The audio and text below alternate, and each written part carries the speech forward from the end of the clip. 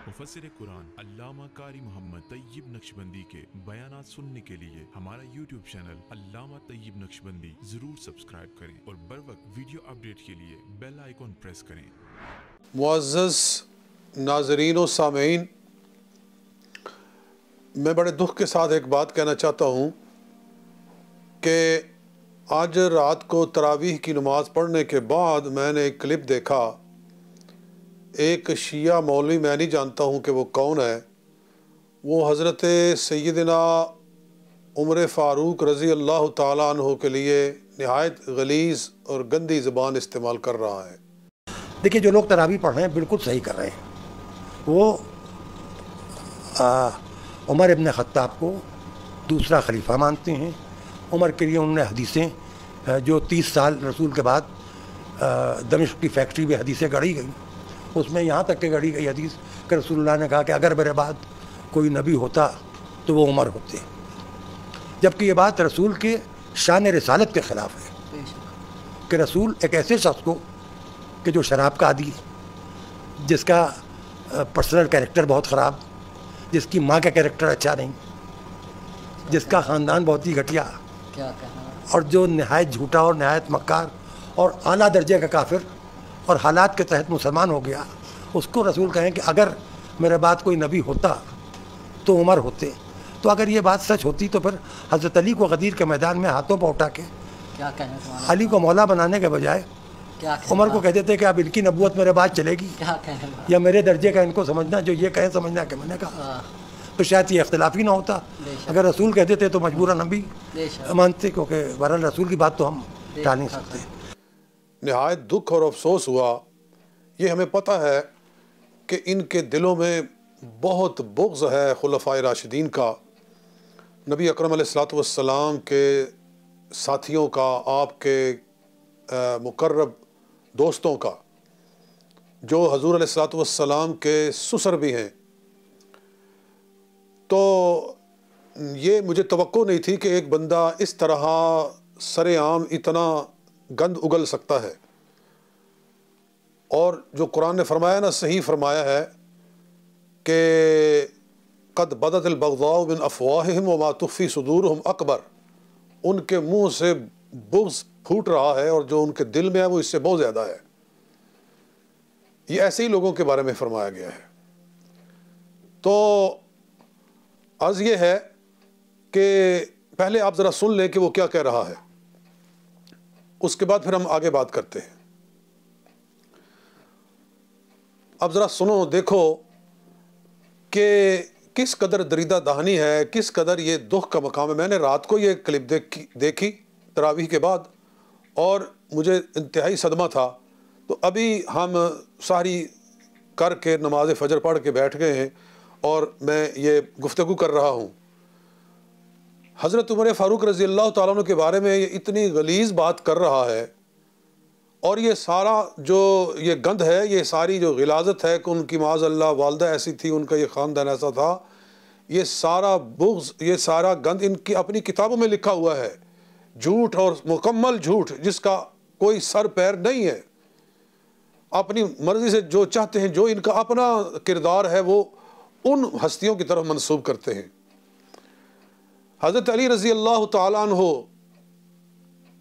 की बात का फैसल उनको मानते हैं कि वो हज़रत फ़ारूक आज़म रज़ी अल्लाह ताला के बारे में क्या कहते हैं। ये 14 सदियों के बाद ये एक ज़बान दराज इंसान उनके बारे में बेहतर जानता है, या कि मौला अलीउल मुर्तज़ा शेर खुदा ताजदार हलाता, दामाद मुस्तफ़ा, पिदरे हसन मुश्तबा व सैयदुश शुहदा व ज़ौजे ज़हरा रज़ी अल्लाह ताला अन्हु बेहतर जानते हैं। तो अगर जनाब अलीउल मुर्तज़ा उनकी तारीफ़ें करते हों, उनके किरदार को सराहते हों, तो फिर उसके मुकाबले में इस तरह के लोग जूतियों के मुस्तहिक हैं कि नहीं। इनको शर्म आनी चाहिए कि जिनको वो इमाम मानते हैं, जिनके नाम का खाते हैं और अपने पैसे बनाते हैं, वो तो उनकी तारीफ़ कर रहे हैं और तुम उनके बारे में बकवास कर रहे हो। ये देखो मेरे हाथ में नहजुल बलागा है, नहजुल बलागा, इसके बारे में कहा जाता है कि जी تحت کلام اللہ و فوق کلام الخلق، اللہ کے کلام سے نیچے ہے اور مخلوق کے کلام سے اوپر ہے۔ جی یہ وہ کتاب ہے جس کے بارے میں شیعہ لوگوں کا یہ تصور ہے اور یہ ان کا اس کے بارے میں ایک کنسپشن ہے۔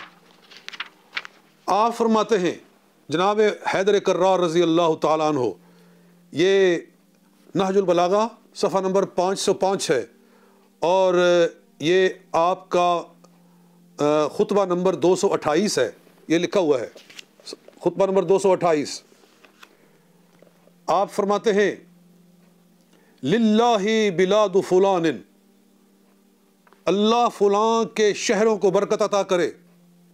کون فلاں؟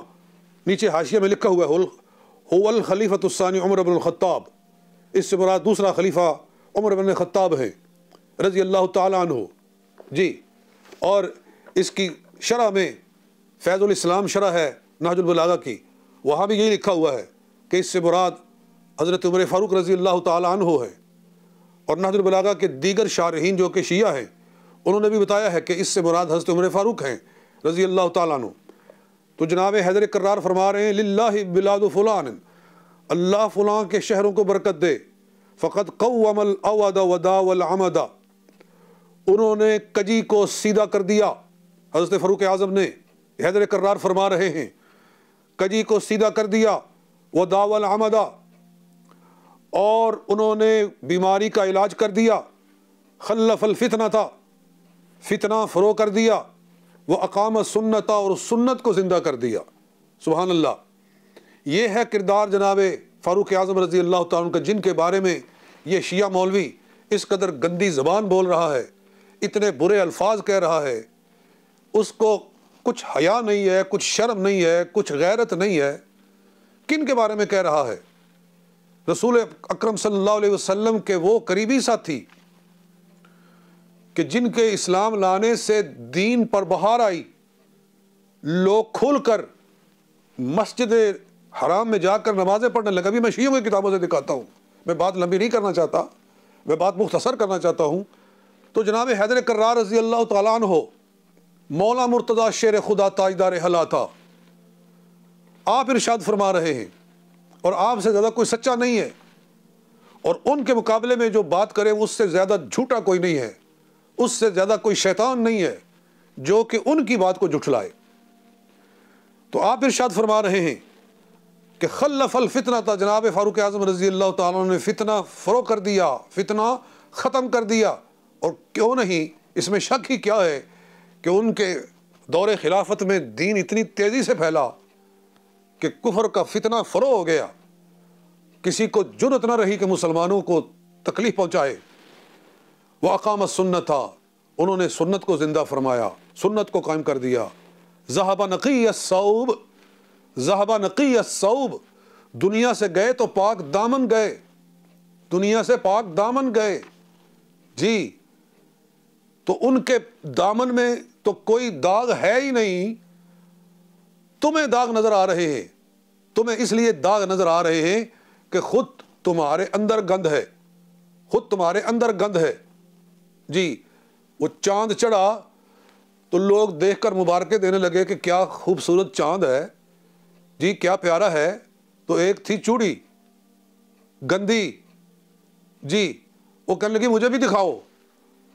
کہا دیکھ، اس کے ہاتھ میں گندگی لگی ہوئی تھی، وہ گند صاف کرنے والی گندی، ہر وقت گندگی میں رہنے، اس کے ہاتھ میں گندگی لگی تو اس نے ہاتھ یہاں رکھا ہوا ہے، تو کہتی ہے سونا تو بڑا ہے پر وہ آ رہی ہے۔ اور لوگوں نے کہا او بدبختے، تیرے ہاتھ میں گند ہے، چاند میں بدبو نہیں ہے۔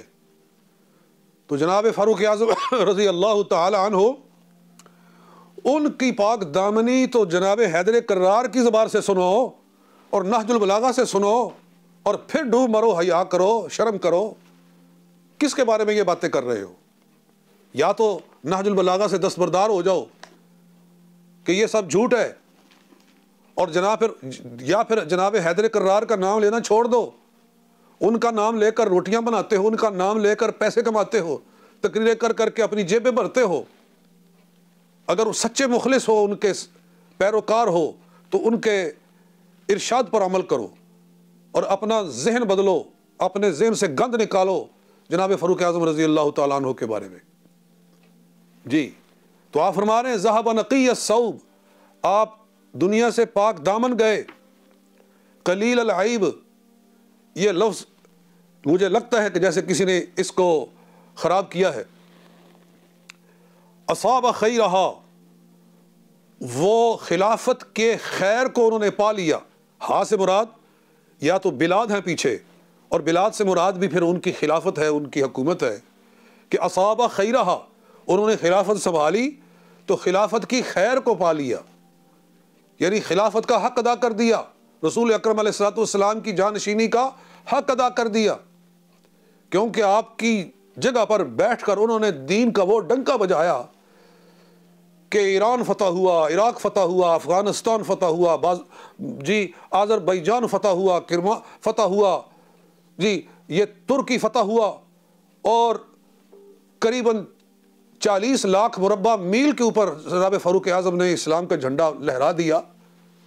تو اس لیے جناب حیدر کرار فرما رہے ہیں اصاب خیرہا، خلافت کی خیر کو پا لیا، وسبق شرہا، اور اس کی شر سے آگے گزر گئے. خلافت کی یعنی حکومت کی شر ان تک نہ پہنچ سکی، کوئی ایسا کام ان سے دور رہا کہ جس کی وجہ سے ان پر سوال اٹھایا جائے، ان پر اعتراض کیا جائے. ادّا الی اللہ طاعتہ، اللہ کی اطاعت پوری کر دکھائی، اللہ کے لیے اطاعت کو پورا کر دکھایا. واتقاہ حق تقاتہ، اللہ اکبر، واتقاہ حق تقاتہ، اور اللہ سے ایسے ڈرے جیسا کہ ڈرنے کا حق ہوتا ہے. اللہ تعالیٰ ارشاد فرماتا ہے نا واتقوا اللہ حق تقاتہ، کہ اللہ سے ایسے ڈرو جیسے ڈرنے کا حق ہے. تو کسی کے بارے میں تو ہم نہیں کہہ سکتے کہ فلاں کتنا ڈرتا ہے یا کتنا نہیں ڈرتا ہے، لیکن کیا مقام ہے خلفائے راشدین کا، جناب سیدنا فاروق اعظم رضی اللہ تعالی عنہ کا. دیکھو کہ جناب حیدر کرار رضی اللہ تعالیٰ عنہ ان کے تقوی کی گواہی دے رہے ہیں، ان کی پاک دامنی کی گواہی دے رہے ہیں، اور ان کی احیاء سنت کی گواہی دے رہے ہیں، اور ان کا بیماری کا علاج کر دینا اس کی گواہی دے رہے ہیں. تو میرے خیال میں تو حوالے تو میں کافی چیزیں لے کر آیا ہوں، لیکن یہ ایک بات ہی اتنی بھاری ہے کہ اس کے ہوتے ہوئے تو میرا خیال ہے کسی زبان دراز کو زبان درازی کی جرت نہیں ہونی چاہیے. لیکن جب شرم ختم ہو جائے پھر آدمی جو مرضی کہتا پھرے. جی بے حیا باش ہر چہ خواہی کن، جی اذا لم تستحی فاصنع ما شئت، حیا نہیں ہے تو جو مرضی کر. اور میں یہ بھی کہتا ہوں کہ جس طرح یہ مولوی بول رہا ہے، بکواس کر رہا ہے، اور ان کے کردار پر اتنے غلیظ جملے کس رہا ہے، اگر وہ ایسے تھے معاذ اللہ تو حضرت فاروق اعظم جناب مولا مشکل کشا جناب حیدر کرار رضی اللہ تعالی عنہ نے اپنے بیٹے کا نام عمر کیوں رکھا، اپنی اولاد کا نام عمر کیوں رکھا؟ جی مجھے ذرا اس کا جواب دیں. یہ دیکھو، یہ چہاردہ معصوم، یہ ملا باقر مجلسی کی کتاب ہے جی. اس کا صفحہ نمبر یہ 477 477 یہ صفحہ ہے اس کا. تو کیا کہہ رہے ہیں کہ حضرت امام حسین رضی اللہ تعالیٰ عنہ میدان کربلا میں جب سارے ساتھی شہید ہو گئے اور صرف اہل بیت رہ گئے، تو اہل بیت میں سے پہلا بندہ جو میدان شہادت میں میدان کارزار میں اترا وہ کون تھا؟ کہتے ہیں پس برادران بزرگوار امام اخیار رخصت تلبیدن، کہ پھر حضرت امام علی مقام کے بھائیوں نے داد شجاعت دینے کے لیے اور دین پر قربان ہونے کے لیے اجازتیں طلب کی. اول عبداللہ فرزند حضرت امیر المومنین، سب سے پہلے عبداللہ جو فرزند امیر المومنین یعنی حضرت مولا علی المرتضیٰ کا بیٹا تھا، کہ اورا ابو بکر می گفتن، اس کو ابو بکر کہتے تھے. قدم در میدان کارزار نے ہاتھ، اس نے میدان کارزار میں قدم رکھا اور اس نے شہادت پائی. پھر اگلے وبعد ازو، اور اس کے بعد برادر بزرگوار او، اسی کا دوسرا بھائی عمر بن علی عزم میدان کرد، جی اس کا نام عمر بن علی تھا، امام علی مقام کا بھائی، جناب مولا مرتضیٰ کا بیٹا عمر، اس نے پھر اجازت چاہی اور پھر وہ گیا، وہ شہید ہوا، اور پھر پس اس کے بعد عثمان پسرے امیر مومنہ پائے در میدان سعادت نہاد۔ پہلے 3 جو شخص نکلے اہل بیت میں سے میدان کربلا میں جام شہادت نوش کرنے کے لیے، پہلے کا نام ابو بکر بن علی، دوسرے کا نام عمر بن علی، تیسرے کا نام عثمان بن علی۔ جی تو یہ نام مولا علی المرتضیٰ کے رکھے ہوئے ہیں۔ بچوں کے نام کون رکھتے ہیں؟ والدین رکھتے ہیں۔ تو جناب حیدر کرار تو اپنے بچے کا نام، اپنے بچوں کے نام اپنے ساتھیوں کے ناموں پر رکھیں، خلفائے راشدین کے ناموں پر رکھیں، اور تم ان کو گالیاں دو اور تم ان پر بکواس کرو، جی تو پھر تم خود ان لعنتوں کے مستحق ہو۔ اور جب کسی پر لعنت بھیجی جاتی ہے تو حدیث مبارک میں ہے کہ وہ اگر مستحق نہ ہو تو پھر لعنت واپس اسی پر لوٹتی ہے جس نے وہ کی ہے، تو وہ تو اس کے لائق نہیں ہیں، وہ پھر وہ ساری لعنتیں تمہارے اوپر گرتی ہیں آ کر۔ اللہ تعالیٰ ہدایت نصیب فرمائے۔